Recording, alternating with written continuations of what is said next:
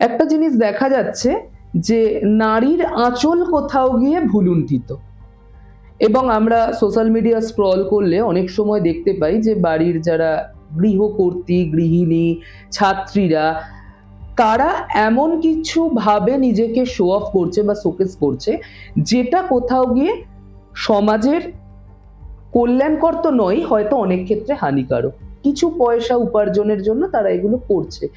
এই বিষয়ে আপনার কি মতামত? এটাই কি নারী স্বাধীনতা? না, একেবারেই নয়। নারী স্বাধীনতা এটাকে আমরা ঠিক বলতে পারি না, কিন্তু তাও একটা মেয়ে স্বাধীন যখন, তখন কোথাও গিয়ে তো তার পোশাক আশাক, তার রুচিবোধ সবকিছু তো নিজের চয়েসের উপর হবে। এবার সেটা হয়তো সমাজকে একটা ভুল বার্তা দিচ্ছে, সেই জায়গাটাকে বাদ রেখে বাকিটা তো তার স্বাধীনতা। মানে কোথাও আমরা মেনে নিচ্ছি, মানে আমরা অ্যাকসেপ্ট করে নিচ্ছি। এই অ্যাকসেপ্টেন্সের জায়গাটা তৈরি করেছে হয়তো মিডিয়া বা আমাদের আশেপাশের সবাই, আমরাই। তো সেই জায়গা থেকে আবার আগের অবস্থায় ফিরিয়ে আনা হয়তো খুব টাফ এই সোশ্যাল মিডিয়ার যুগে। কারণ আলটিমেটলি টাকাটা ভীষণভাবে ম্যাটার করে। কোথাও গিয়ে সোশ্যাল মিডিয়ায় একটা ভিউজ বা একটা কমেন্ট বা রিচ, এগুলো তাদের কাছে ভীষণভাবেই হয়তো ম্যাটার করছে।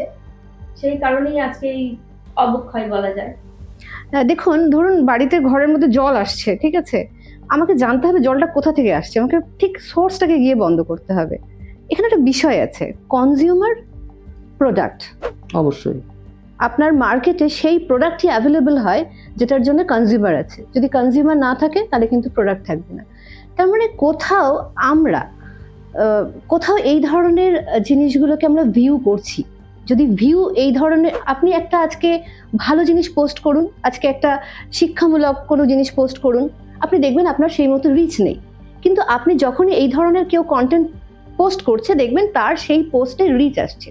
আপনি ভালো কমেন্ট করুন, বা সেখানে গিয়ে আপনি একটা খারাপ কমেন্ট করুন যে আমি বিরক্ত এই বিষয়টা, সেটাও কিন্তু একটা কমেন্ট, সেটাও কিন্তু একটা ভিউ, এবং ওটা কিন্তু একটা কাউন্টেবল ভিউ।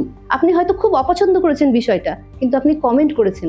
তার মানে কোথাও কিন্তু আমরা এই একটা নেক্সাস, এই একটা লিবারিন্থের মধ্যে ঢুকে পড়ছি। এই ভিউ, কন্টেন্ট বা সেটাকে অস্বীকার করা বা সেটাকে অপছন্দ করা, সেটাও কিন্তু আমরা সেই ভিউয়ের মাধ্যমে করছি।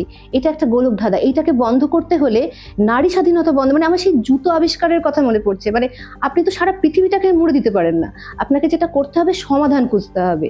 কোথাও গিয়ে এই ধরনের কন্টেন্ট কিন্তু বন্ধ করতে হবে আমাদের, এবং সেটা লিগালি করতে হবে।